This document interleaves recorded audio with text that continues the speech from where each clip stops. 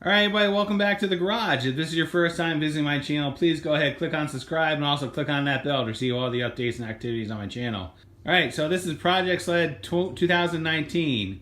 In upholding tradition, we've brought a new sled into the garage to work on over the summer. Last year, we dragged in the 1992 XCR 440. That thing was in the weeds for the better part of a year and a half from the previous owner. And then the year before that, we had a 2001 XC800 that we did. So this year, we're bringing another Polaris sled into the garage. Of course, what else would you expect? So this is a 1996 Polaris Ultra 680. This one is still a single pipe.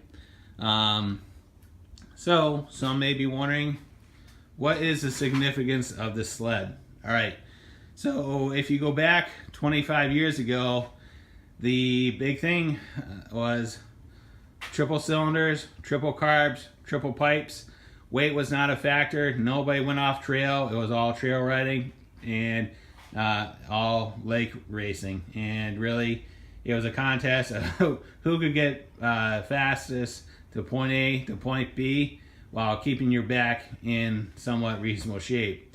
So if we go back 25 years ago again, all four manufacturers were in this market. You know, Polaris started off with the XLT, you know, the 650, you know, the 600, and then went to the XCR 600. You know, Skidoo had the Mach 1, the Mach Z, and then Arctic Cat was leading with the ZRT6, the ZRT 800, the Thundercat 900, and then the Thundercat 1000. Yamaha was also in the mix with their SRX line, the 600 and the 700. And I also believe at some point, I think they had a 500 triple. They might have, I can't remember. Maybe remembering that incorrectly. If I'm wrong, please somebody correct me in the comments. So what's significant about this? What's significant of this sled is this is the first case reed induction sled from Polaris. Prior to that, you know, with the XLT and the 650, the car version of the 650, not the EFI, but all those engines were all piston port. And with the way the market was going, everybody's trying to one-up themselves and keep ahead of the manufacturers.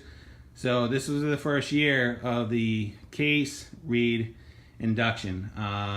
The XCR 600, also 1996, that was in the aggressive chassis that also had a case reed induction motor of the 600.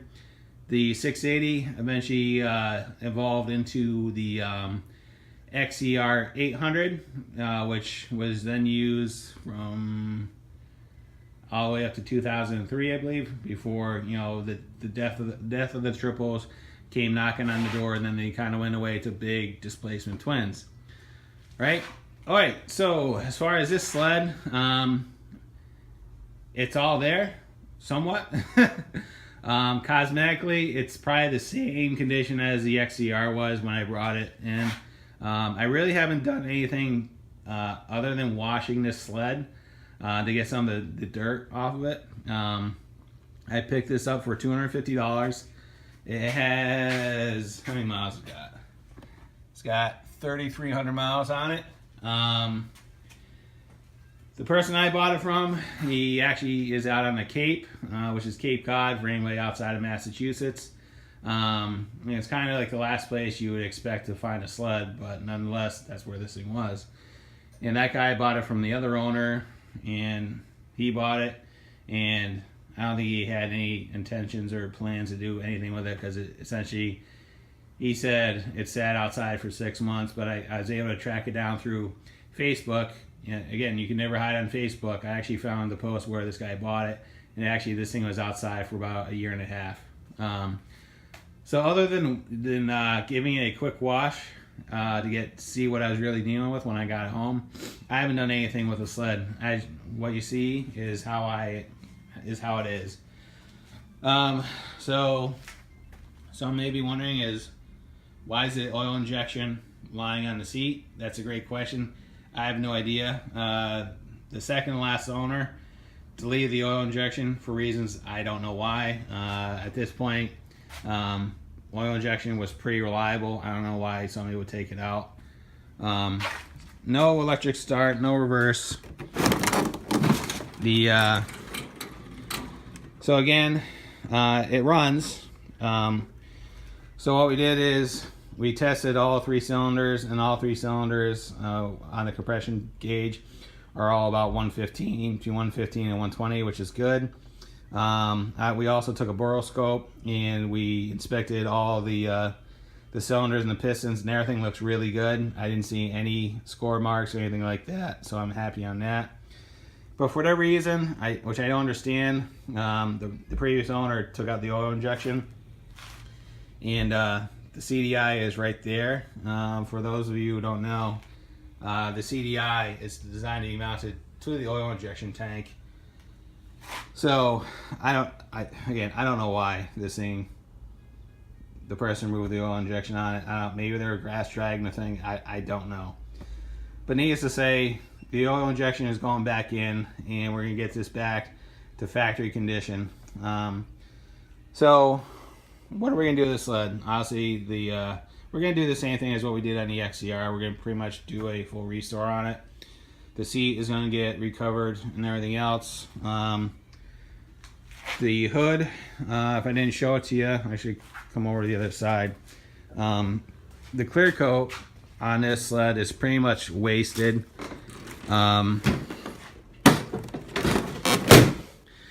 Which is not unusual, because if you look, a lot of black sleds from Polaris in this time era, it's very common where the clear coat was lifting off from the base coat. They had an adhesion issue, and to see it occur is not that surprisingly, but to see it like this is kind of shocking, because pretty much the whole paint on this thing is shot.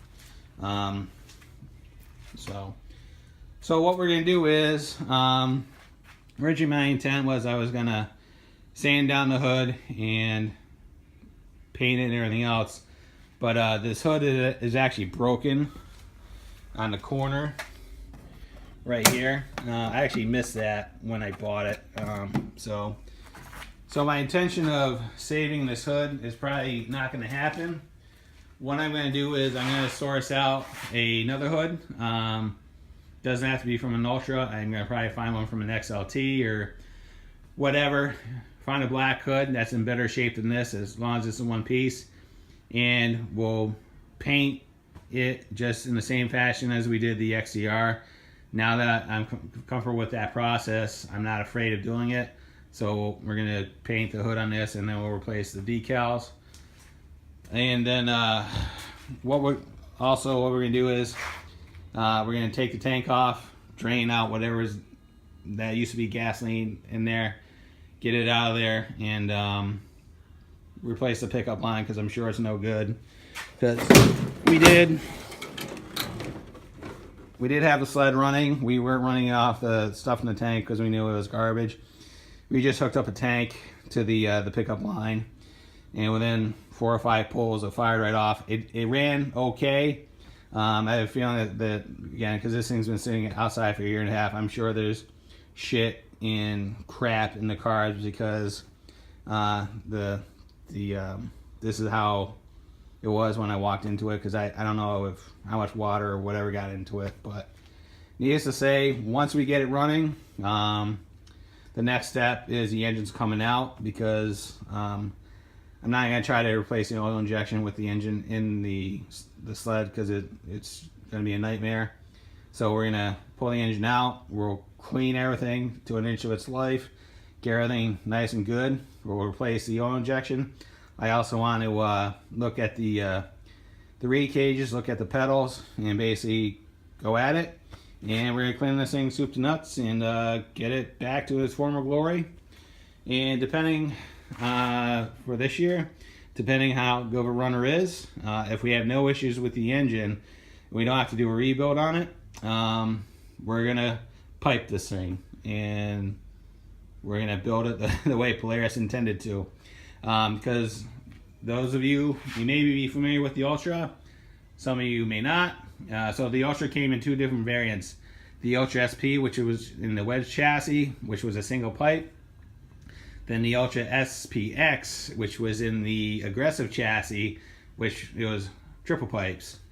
And if the term sleeper is what this thing is, because from Polaris, when it was delivered, this engine delivered between 105 to 109 horsepower, depending on whose figures that you read. And with a set of triple pipes on it, and really not doing anything else, just putting on pipes and doing some minor carburation changes, you would get 40 horsepower just by adding pipes on this thing. And then this sled turns into a monster. So yeah, eventually it's going to be piped. Whether it occurs this year or not, who knows? We're going to get through the rest of this stuff, make sure that this thing is a candidate to get piped first before we go down that route. So, all right, so that's what we're doing for Project Sled 2019. I hope you like it. I hope you find it interesting. I know I'm going to.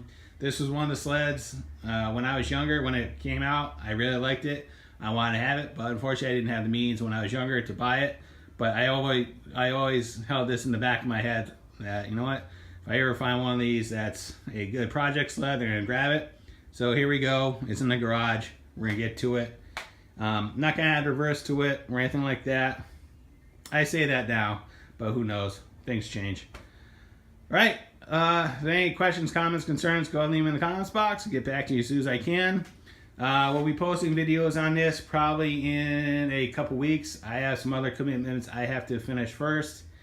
I gotta get that stuff out of the way, and then once I get all that stuff out of the way, we're gonna go full bore on this and start get busy on it. All right, guys. I hope everybody is having a great day. I'll talk to you later.